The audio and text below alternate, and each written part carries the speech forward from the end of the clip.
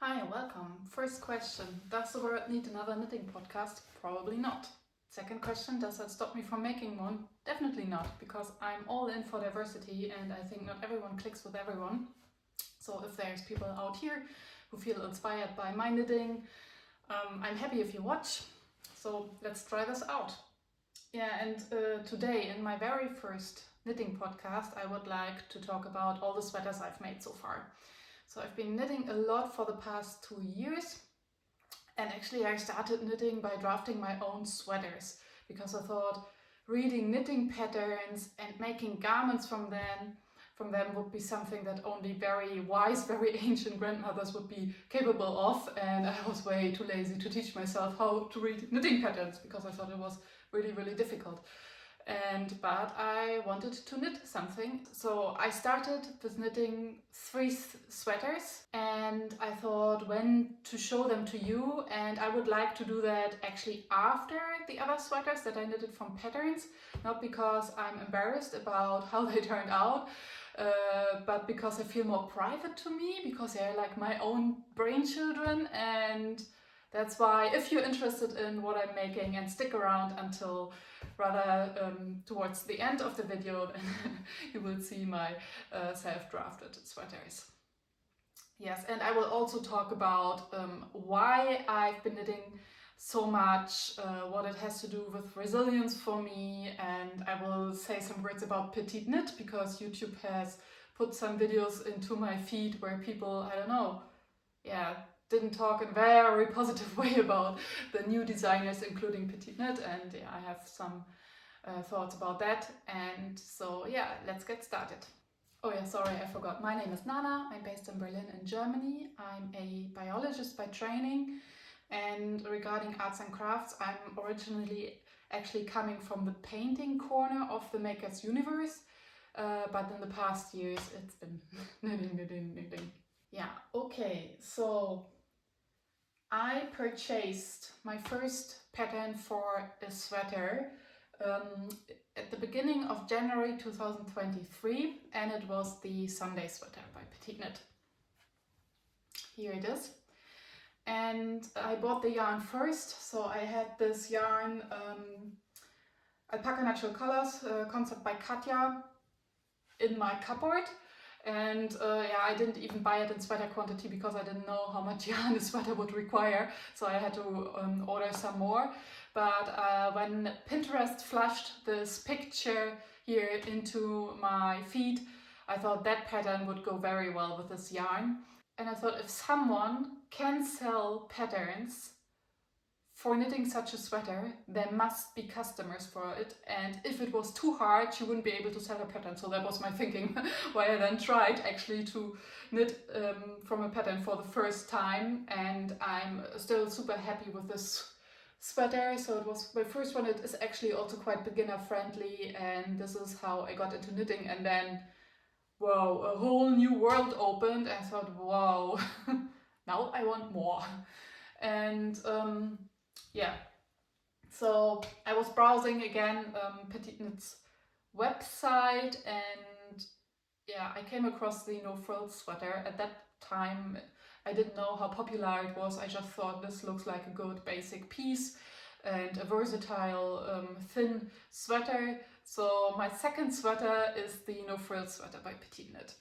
And now, retrospectively, I think that was quite ambitious actually, because it's did on 4mm needles. And here it is in this beautiful sunny lime, Sunday by Sandness, combined with the Midnighter Soul by Kama Rose. And you see that the neck is very different from the actual pattern.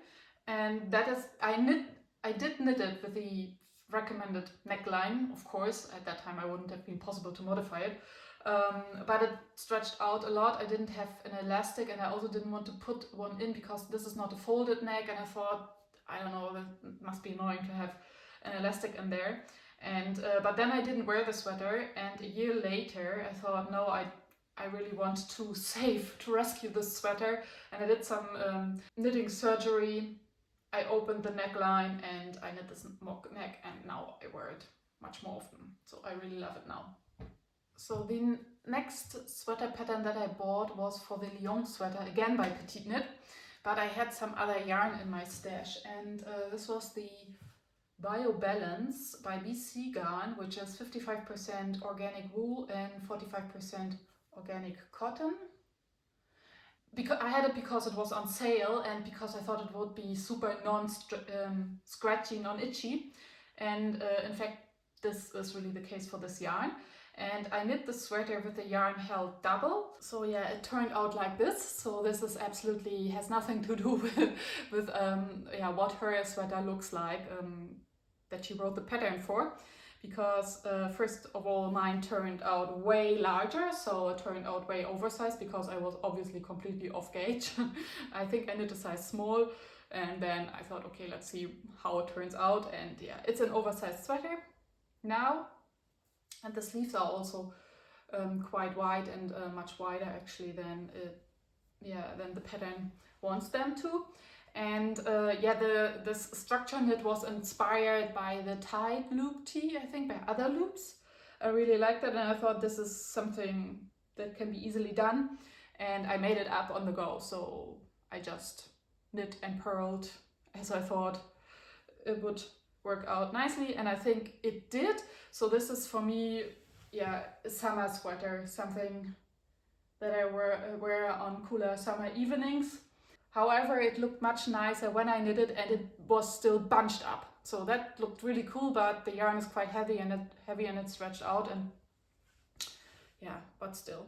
And also it is now oversized, but with this sweater I could really feel the difference between when a sweater is designed to be oversized and when it is just too large. And the fit is much better when it is designed to be oversized. So I have the October sweater as well, that has quite a big positive ease, and the fit is just nicer than in this one, but I still like it. Okay, and the next was actually not a sweater, so I knit one cardigan, and I thought I included here because I wear it as a cardigan. I wear it as a sweater, basically, mostly closed, and that is the Eva Cardigan in PetiteKnit in this beautiful poppy red. And the front panel or the button band was a challenge, so I made a review video specifically, well, for most of my sweaters, but this video is quite popular because I think many people struggle with the button band. And this is a very classic, timeless piece, and in a super nice solid color, which I love very much, so I'm very happy with it turned out. And regarding small mistakes, for example, I sometimes make small mistakes. So if I make big mistakes, I unravel and do it over again, but often I leave small mistakes in it. So for some reason, I picked up a stitch here, and you can see it because it is so like just plain stockinette stitch, and just stockinette stitch all over makes small mistakes quite visible. But honestly, I don't mind. I think it's a handmade piece, and sometimes I even dislike it when the garment turns out in a look that is too much shop bought, and I like to give it a small signature of my handwriting, which includes mistakes. Louvre sweater, that was the next one, the Louvre sweater. I actually bought the pattern before, but I struggled with finding the right yarn, and I had some yarn in my stash that then I decided to use for something else. And in the end, I went with the recommended oil with the color and yarn that she has on the sample piece, with this, again, the PetiteKnit in this dark charcoal gray. I also made a video about this sweater because it turned out exactly like on the photos, and I really like it. It's a super nice sweater for daily life. It's a workhorse of a sweater. I only regret a bit the color. So this dark gray is not so much my favorite color anymore, but I'm still sure that I will have it for a very long time. And then I thought I really can't always knit PetiteKnit. I should include a little bit of diversity, and so I bought a pattern from Knitting for Olive, and they have this super lovely pattern called Ripped Tee. And every knitted t-shirt you can obviously also knit with long sleeves, and yeah, this one I knit with long sleeves. And so this is fitted. I think it even has some negative ease, and it is these all over 2x2 ribbing, and this sweater or this tee is knit on 3.5mm needles. And here drama unfolded. Really, that was dramatic, because I wanted to have it in this beautiful dark navy color, and I bought some merino by Knitting for Olive, and and one ball gets you quite far. Like, you get a lot of stitches out of one ball merino by Knitting for Olive on 3.5mm needles. So I knit until, I don't know, here. And obviously the most difficult part is the start, when you have like the short rows. So you knit here flat, back and forth, and you have the change of the ribbing, and so there's a lot of twisted left-leaning increases. So it was, and then in the dark yarn, so it was a bit painful. And after I finished the first ball of yarn and switched to the second one and knit, I don't know, 4 or 5 centimeters, I realized that they sold me balls from different dyeing batches. I mean, it was my trusted local yarn store, so I don't know, I guess it was really an accident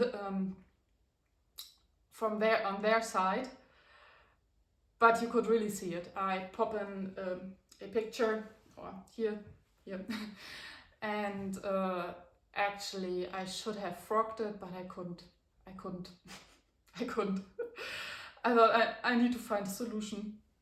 I mean, it was, and I also only had this one ball of this different, a bit darker shape. All the others were different. So otherwise, like, if I had more than just this one, which I just knit up, I could have, I don't know, striped it or whatever.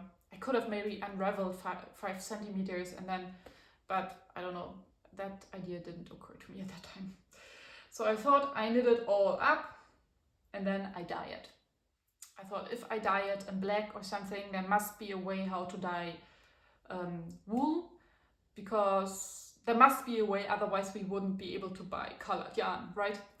And what I did in the end, I bought some navy blue yarn dye, because I thought, if I do a dark navy blue, this might kind of like cancel out a bit the big difference.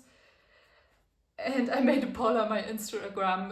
90% of people thought that it would shrink. I thought, okay, if it shrinks, I give it to my 3-year-old niece and we'll make peace with it.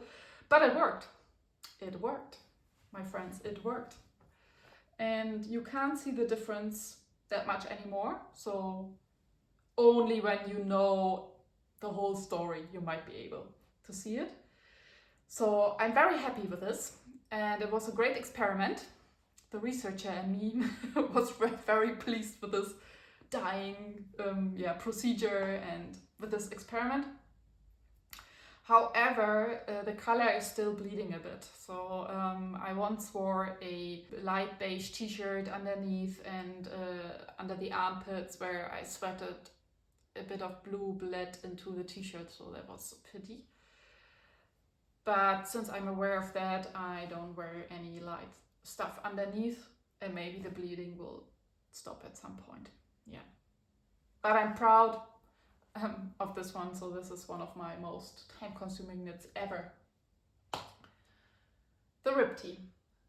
Next, because now I got a bit cocky about my knitting skills, and I thought, okay, I'm on it. Throw more difficult projects at me. And I picked sweater number 19 by my favorite things, Knitwear. It is this beauty. These are mock cables, so these are no real cables. So mock cables, it's kind of like maybe even like a lace pattern, because you work with a yarn over. It's knit in heavy merino by Knitting for Olive in the shade Nordic Beach, and I love it very much. I love that it is a warm grey, something between beige and grey. It's super elegant, but I don't wear it so much around the city, or like when I go out, because the armholes come down quite deep, and most of my jackets and coats would kind of like pull it up, and that's a bit uncomfortable. Yeah, but otherwise I'm super pleased with it. Sweater number 19. Oh yeah, and that was the time then when I did a trip to Copenhagen, went to a yarn store, and they had all the yarns. Also the Madara by No in the color Sake, which was sold out in my yarn stores here in Berlin. And I knit the Terrazzo sweater by PetiteKnit. Such a beautiful yarn, such a beautiful yarn.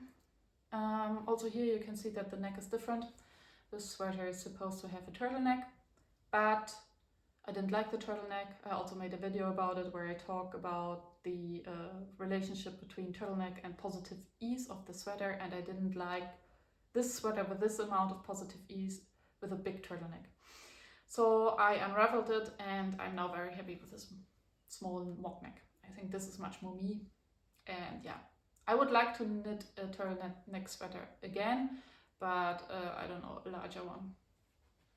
Maybe one by my favorite things Knitwear. She has nice turtleneck sweaters as well. Yes, and Terrazzo sweater. And also in Copenhagen, I tried on sample pieces in a yarn store. Yeah, sample pieces are so great, because I also bought another pattern, the Clint sweater by Ventzel, and they had one there knitted, and I tried it on and it didn't suit me at all. So I was like, okay, good. Good that I haven't started yet knitting it.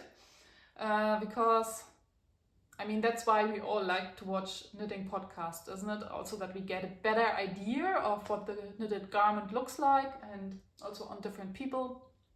And especially when you're not on Ravelry, but I think also like moving images are better than just photos.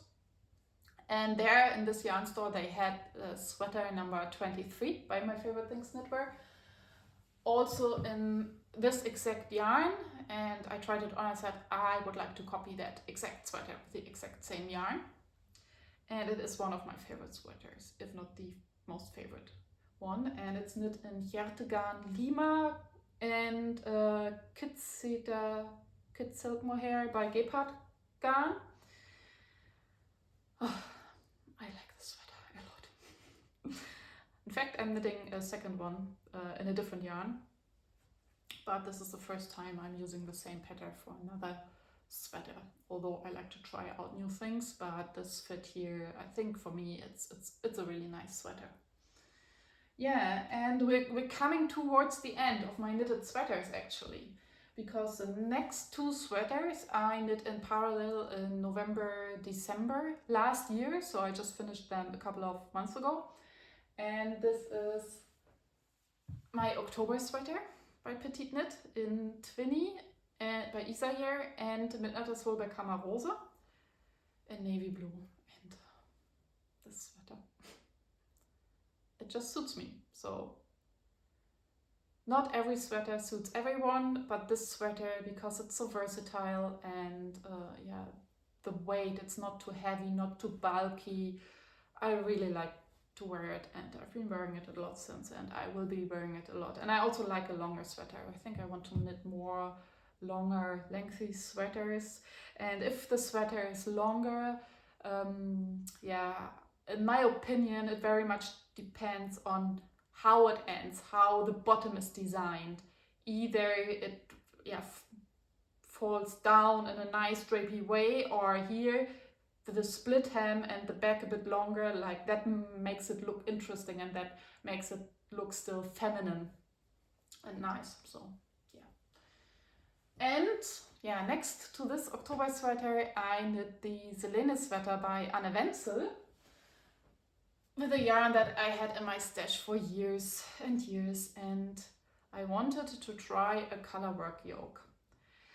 And a lot of colorwork sweaters are, I don't know, there's too much. They sometimes have a tendency towards looking a bit old-fashioned, or the fit is not so good, but I think she masters colorwork sweaters, yeah, like a pro. I mean, she's a designer, I think, Anna Ventzel. And the fit of this, and the drape, and yeah, it looks very feminine, but in a very mature way, not in a girly or posh way, in a chic, but not too ladylike, but still in a grown-up feminine, Scandinavian feminine way, I would say. That's what I very much like about her patterns, and I think I would like to knit something again by her, and I really like the Tanne top. I think my next knit by her will be the Tanne top. Yeah, so that's all sweaters that I knit from patterns. I will update my Ravelry so that I put all the details for these sweaters on Ravelry, like the yarn, the needle size, etc., including pictures. So if you're interested in how I did them more specifically, you will be able to find the information there. This is just an introduction to my knitting to you. It's not like proper in detail reviews. For most of these sweaters I made anyway separate videos. So my first sweater I actually knit in 2016, and it is this one. And after that there was a long break of years, so I then picked up knitting again in October 2022, and yeah, so for 6 years I didn't knit any sweater. And back in 2016 I saw handmade sweaters in a magazine in a bookshop. I was not on social media, I didn't have Pinterest, Instagram or whatever, so I just saw some sweaters in a magazine in a shop, and they were like a garter stitch all over and super simple, super easy. It was also whatever Scandinavian designer. I thought, oh, that actually looks achievable, maybe I can copy it. And I had a very specific idea of the color of the yarn. I wanted to have something in this sage green, and I was browsing through yarn stores until I found something, and it was clear to me that I wanted to have a thicker yarn, so that I would actually be able to finish it at some point. And yeah, I found a yarn, and it's so interesting. Today I would never buy a yarn like this. It is can you see it? Yeah, here. It is 50% polyacryl, 25% wool and 25% alpaca. So half of it is actually synthetic. And yeah, but at that time, for me, it was actually clear that I would only knit one sweater, you know? Now that I'm into knitting and I expect myself to knit more sweaters, obviously my focus is much more on sustainability, and yeah. Anyway, today my focus is anyway much more on sustainability. Yeah, but anyway. And the interesting thing is also that because I didn't know how to read a knitting pattern, I just knitted in a way that made sense to me. And today I see that no one knits a sweater like this. Not at all. So it's actually super funny. Maybe I should turn it into a pattern. Because for me, the way how to knit this came totally natural. I wanted to have a long sweater, oversized, and I knit it in one piece. Do you see this? That the rows are going from one end of the sleeve to the other.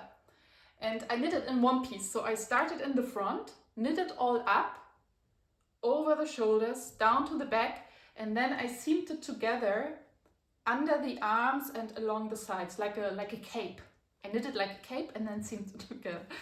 And yeah, I was thinking garter stitch, probably it stretches out a lot, and maybe the yarn is also heavy. I didn't want the stitches to stretch out too much on top of the shoulders, so that you could almost see through them.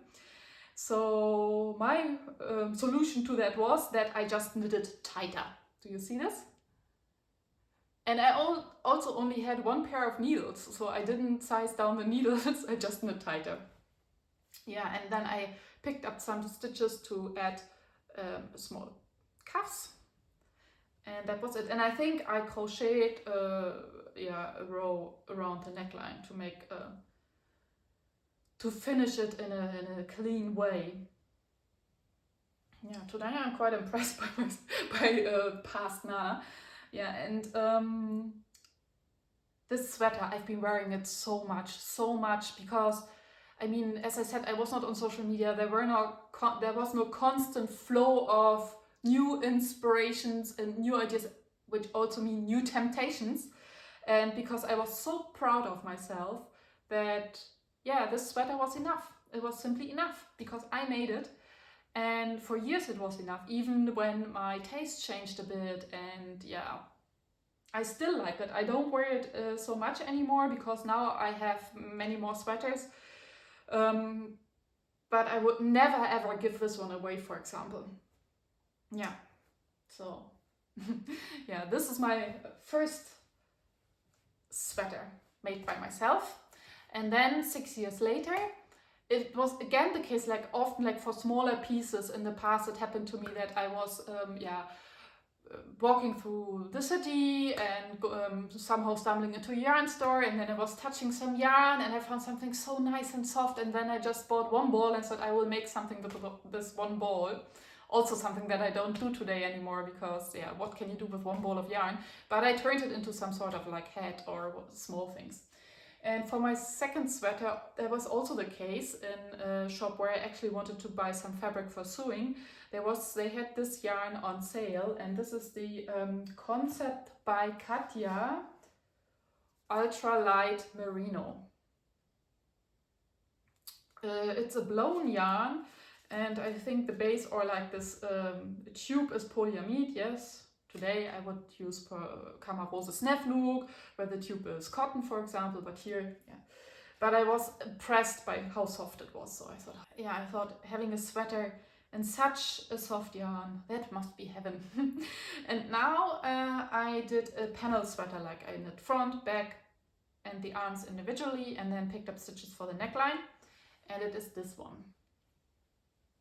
I call it my Hug Me sweater because it really feels like a hug. Although I was thinking of renaming it into Pebble sweater because it reminds me of pebbles of stones that have lines of different minerals in them. And here it is like a combination of two different colors with a bit of structure knit. Yeah, and I also made that up on the go. I don't know if you can see it here. Yeah, here you see it, that you have like small lines of purl stitches, and I had like this darker beige and this natural color, and it is quite cropped as well. And what I like about this one is the ending of the sleeves, because you have some irregular striping here. You have one sleeve with more stripes than the other one, and also the stripes are actually knit not in a stripy way, but it's somehow even like a bit like intarsia knitting. Do you see that? That you have, that they have a more like organic shape. Yeah, I think I did some intarsia knitting here, although I didn't know that the word for it was intarsia. At first it turned out a bit too short, and I added later on a bit length, but yeah, this sweater also, I wore it a lot. However, the fit here is not super optimal because the line of the shoulders sometimes comes down a bit too much to the front. But yeah, for a self-drafted sweater, I think that's totally okay. And then again, I bought some yarn which was on sale, and yes, balls of different yarns. And actually, yarn inspires me a lot, and because for me it feels then like painting with different colors. And yeah, here now I bought some yarn which has some glitter in it. It was the Concept by Katja Sky Paillettes, and I combined it with some merino, and I call it the Night Clouds sweater. It is this one. Yeah, because do you see that you have like stars in a sky, and this is like the ether of the universe floating around. So you also have like an intarsia situation going on here with the different kinds of blue, and then you have the clouds. Here I actually put in also some silk mohair, and the clouds also have a bit of sparkle. Oh, damn, you can't see it. Here you can see it maybe a bit. Yeah. And this is the back. I should have woven in the ends here into the blue, so this doesn't look very neat, but anyway. Yeah, and I also made up the clouds and everything, like the pattern on the go. And I didn't wear it because I wanted to refine the clouds here on the shoulders, where this was also a panel sweater, like front panel, back panel, and sleeves. And here, like, it didn't work out really well where kind of like the panels meet, and I have some yarn left, and I would like to do some duplicate stitch to shape the clouds better. Yeah, but it's a bit more like, it's a different style, isn't it? It's a bit more theatrical. Yeah, but I like it. So I like, I don't know, to develop a skill to a level that I can use it, so that it feels to me like painting. Or imagine architects, or like when you can design buildings in like a painting way, like, yeah. Okay, I'm daydreaming of all the skills I would like to have. Yes, so regarding drafting my own patterns and or sweaters and buying patterns, obviously when you buy a pattern and you know how to read a pattern, it is much more relaxing to follow it. When you make up your own stuff and design your own stuff on the go, it involves a lot of more like thinking, and it's more exhausting. And yeah, like from a sustainability point of view, do I need that many sweaters? No, I don't. But just browsing the internet and dreaming about those lovely sweaters and the yarns, I mean the materials. Nature, you smart son of a gun. I mean, wool and yarn, it's designed by nature to keep a mammal warm.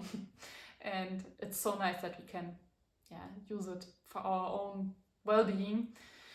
And I just like to think about it. I like the connection with the craft, and it's super grounding and keeping me in the place right here with everything that's going on outside. So I've been actually quite busy and active in social movements, and I think it's our duty as citizens to not look away, to actually get out there and fight for a better world, especially now since the situation with everything is so urgent. But we also need tools to unwind and to relax, otherwise we will be burned out in 2 weeks. And for me, knitting, crafting, also painting and drawing are the tools that recharge me. And I mean, I mentioned that I'm actually coming more from the paintings corner of the Maker's Universe, but when I start a new painting, it requires lots of focus, and it's not something where I just bring my emotions onto the paper, because I paint more like semi-realistic or realistic subjects.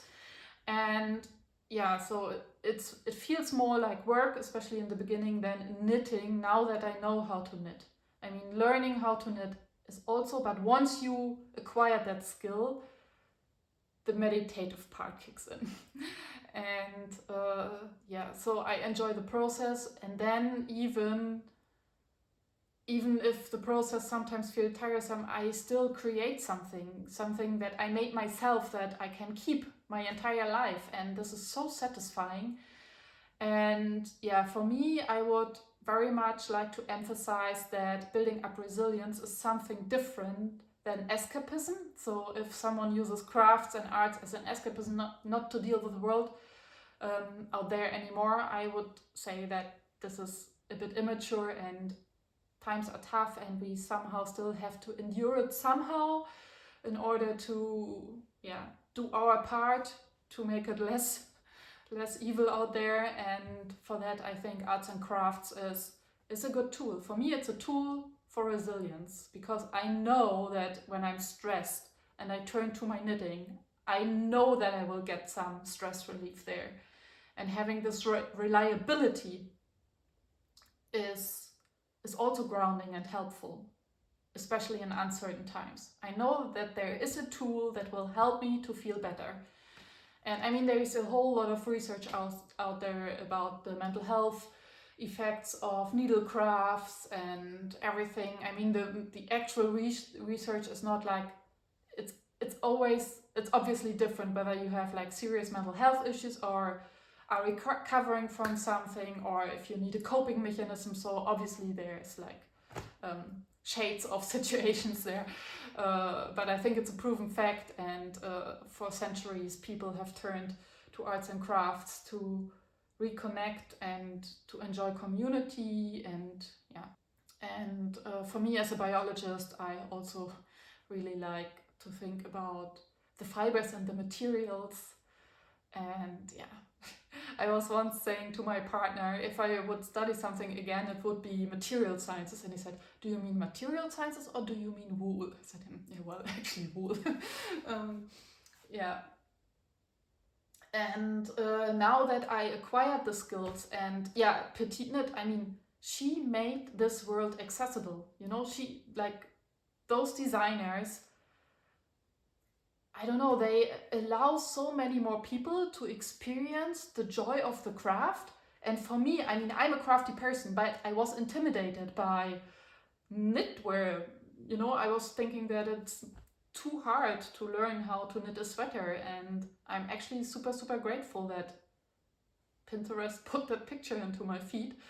And that's why I also can't understand why people, I mean, I do understand why people criticize. Sometimes their patterns are really similar to each other, and yes, they could be combined sometimes, but I also find her patterns a bit cheaper than others, so I think she kind of tries to compensate for that. And for me, also, like, her knitting world was enough in the beginning, because there's so much out there which can also make you feel overwhelmed, and I didn't want to step out of the PetiteKnit world, because at that time I just wanted to learn and do. And I mean, her designs are beautiful. I like them. I just like them. So actually I don't need much more. But I also see the point that it drives away customers from smaller designers, and I would like to support also other and smaller designers, for sure. That's for sure. Yeah. And I mean, I learned to knit and from her patterns, and I would like also to, I mean, I'm designing all the time stuff by myself. I recently made a hat, and smaller things, like I've shown you now only the sweaters. I obviously also knit vests, slipovers, hats, scarves, mittens, accessories, stuff like this. Oh, socks lately. Yeah, maybe my next video will be a sock video. But I appreciate everyone that makes art and crafts more accessible for more people, because we need to get people away from this hyper-consumerism and keep them busy with something more grounded. And obviously, like, this also is consumerism, but still I know who made these garments, who was exploited for it, and I sometimes tend towards self-exploitation, especially when I'm very passionate about something. But I also didn't go shopping so much anymore, and like how I look at garments in a shop completely changed. Like when I see knitwear in a shop and it costs like 50 euros, I said, no way, this is so wrong. This is so wrong. So yeah. And therefore, I think the bigger the knitting community, the better. And if there are designers who make it easy for people to get into it, that's good. It is good. It is something good. Yeah. Okay, I hope you enjoyed my small knitting journey. I hope I didn't talk too much and that it was still rather on point. Sometimes I struggle with my English. I mean, I'm obviously not a native speaker, so there are good days and bad days, and sometimes I need to warm up. Yeah, I hope it was still okay. And I'm obviously happy if you decide to subscribe. I have many ideas for videos, and I would like to actually extend this channel also beyond knitting and show you some of my other stuff. Because I think it's important to have, to lead a creative life instead of just sticking to one craft, although that's also fine. You do you, okay? Yeah, thanks for listening, and maybe see you next time. Bye.